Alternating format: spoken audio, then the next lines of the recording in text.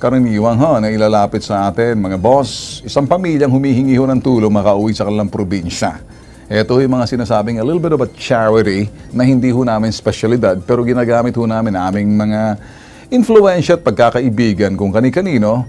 Ay kaya susubukan ho natin. Ito, panoorin ka lang kwento. Ako po si Sandrea Bastatas. Lumuwas po kami ng Maynila noong October 2018 para po sa pag-opera po sa anak ko sa puso. Na-opera na po yung anak ko noong January 10, 2019. Okay naman po yung opera niya. Tapos na po. Lumapit po kami sa Bitag Kilos Pronto para po makalapit po kami sa aming butihing mayor para po makauwi po kami ng Ormoc. Tulad ng sinasabi ho natin, medyo charity ho to. Ito, lumuwas ho sila Maynila, si Sandrea Bastatas. Kasama ang kanyang ina, si Aurea Chong, noong October 2018 upang ipaggamot ang kanyang anak na si Prince Chong Batastas. Okay, January 10, matagumpay na sa gawang operasyon sa Philippine Heart Center sa kanyang anak. Nakita nyo kanina. Ngayon, nais niya lamang makauwi sa kanilang probinsya sa Barangay Bao, Ormoc, Leyte. Now, sa kabilang linya ho natin, ito, mabait to na mayor to. Kilala to. Si Richard Gomez, kasama ba? Okay, dialing pala. O, kasama natin, dinadial natin. Ito na nakausap natin kanina. Sige, sa inyo muna, mama, no? Ilang buwan na kayo sa Maynila? Noong October pa po. October pa. So, na-opera yung anak niyo sa Heart Center? Okay. Sinong tumulong sa inyo pagpunta rito? Sahod po ng asawa ko. Saan ba nagtatrabahong sa asawa mo? Doon po sa Ormoc, sir. Sa Ormoc. Ano po ng manok. Manok? Sa poultry? Nagkukuha po siya ng mga inihaw na manok. Tapos, sa mga inihaw? dinideliver po ng mga kasama niya. Iniihaw na manok, dinideliver sa ano. Okay. So, yun ang sahod. So, ano bang naging problema sa anak ninyo? Na, ilang taon tong anak ninyo? 6 years old po. 6 years old. So, bakit siya na-opera? Anong condition? May butas po yung puso niya, sir. May butas ang puso. Kailan nalaman na may butas ang puso ng anak ninyo? Nung maliit pa siya, nung 3 months na po lang po. Nakita na may butas na ang puso na maliit pa siya. So, sinong nag-refer sa inyo pagpunta ng Maynila para magkaroon ng operasyon sa Philippine Heart Center? Kasi po dati, dito po kami nakatira dati sa Maynila, sir. Alright. So, ngayon, may tinitirhan kayo rito? Yung ate ko po. Sa ate mo.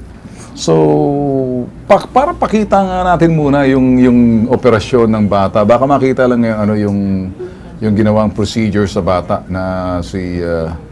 anong pangalan ninyo? Ang pangalan ng anak mo? Si Prince Sanli Bastatas. Si Prince, okay. Okay, sige. Sa kabilang linya natin, ayan ang opera sa bata. Ilan taon? 6 years old. Sa linya ho natin, si Mayor ng Ormoc, Richard Gomez. Mayor, magandang gabi sa iyo, Mayor.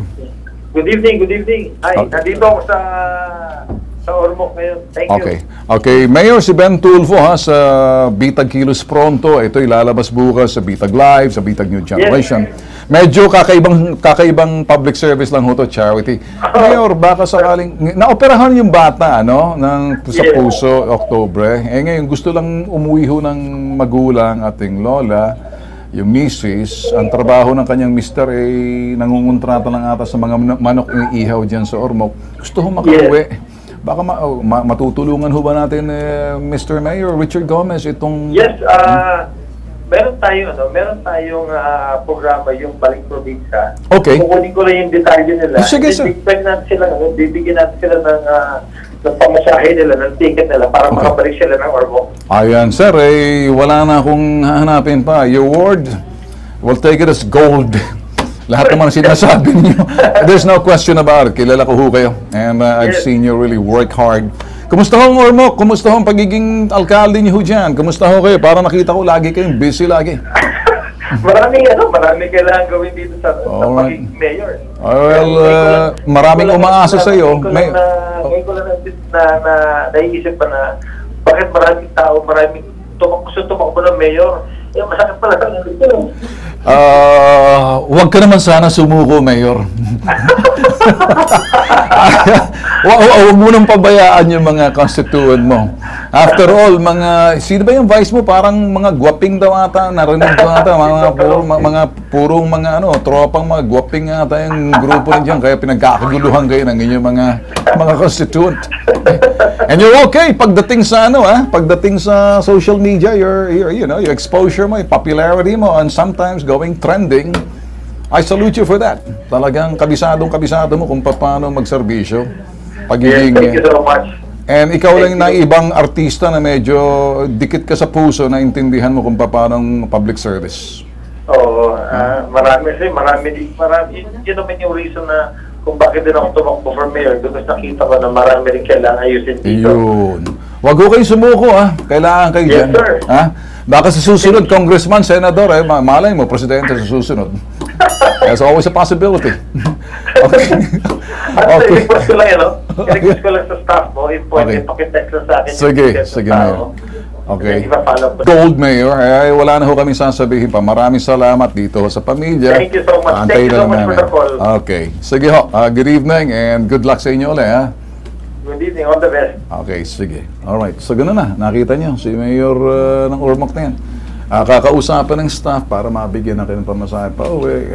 Paano, nakakatulong din yan. Kilala ko yan. Hindi nagbibiro yan. Hindi ka pareho ng iba, puro ek-ek, chorba-chorba.